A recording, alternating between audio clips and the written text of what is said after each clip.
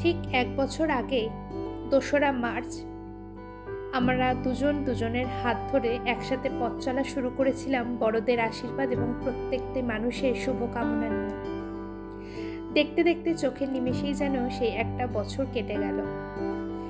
হ্যাঁ, সেদিন ছিল ২রা মার্চ, রবিবার, আমাদের প্রথম বছরের বিবাহবার্ষিকী। প্রথম থেকেই আমাদের কোনো প্ল্যান ছিল না যে প্রথম বছরের বিবাহবার্ষিকী আমরা উদযাপন করব। ভেবেছিলাম নিজেদের মতন করে সময় কাটাবো প্রথম বছরের বিবাহবার্ষিকীটা। কিন্তু ঠিক 1 সপ্তাহ আগেই সৌমেনের খুব ইচ্ছা হয় যে হ্যাঁ, ফার্স্ট ইয়ার অ্যানিভার্সারি প্রত্যেকটি মানুষের সাথে, ঘরের আত্মীয় স্বজন সকলের সাথেই সেলিব্রেট করবে। তো যেমন ইচ্ছা তেমন কাজ। দ্য রয়্যাল বাইটস মধ্যম গ্রামে আমার নতুন ঠিকানার একদম পাশেই নতুন একটা রেস্টুরেন্ট খুলেছে। তো সেখানেই আমরা প্রথম বছরের অ্যানিভার্সারিটা সেলিব্রেট করেছিলাম। সেকেন্ড ফ্লোরটা হচ্ছে সিটিং অ্যারেঞ্জমেন্ট, বসে খাওয়ার জন্য, এবং রুফটপে খুব সুন্দর করে একটা ব্যাকগ্রাউন্ড ছোট্ট খাট্টোর মধ্যে ডিজাইন করে তার সামনে cake cutting and all arrangement করা হয়েছিল। আর ছাদে কটা টেবিল পাতা হয়েছিল, কারণ প্রত্যেকটি মানুষ এসে যাতে একটুখানি বসে সবার সাথে গল্পগুজব করতে পারে এবং তার সাথে কফি এবং পকোড়া এনজয় করতে পারে।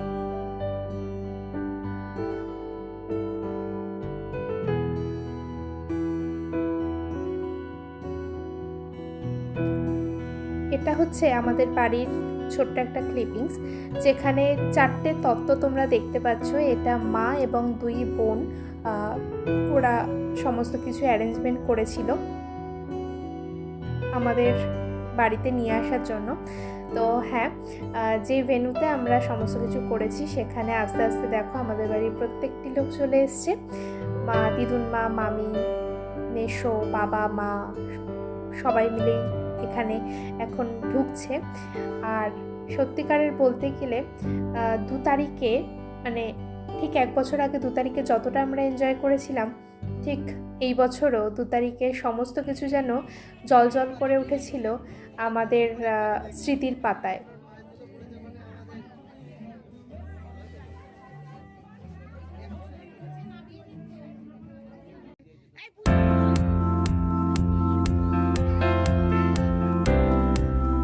আবারও 2 পরিবারকে একসাথে নিয়ে, প্রত্যেকের আশীর্বাদ নিয়ে কেক কাটিং এবং আশীর্বাদের মাধ্যমে আমাদের এই দিনটিকে আরও স্মরণীয় করে রাখলাম স্মৃতির খাতাতে।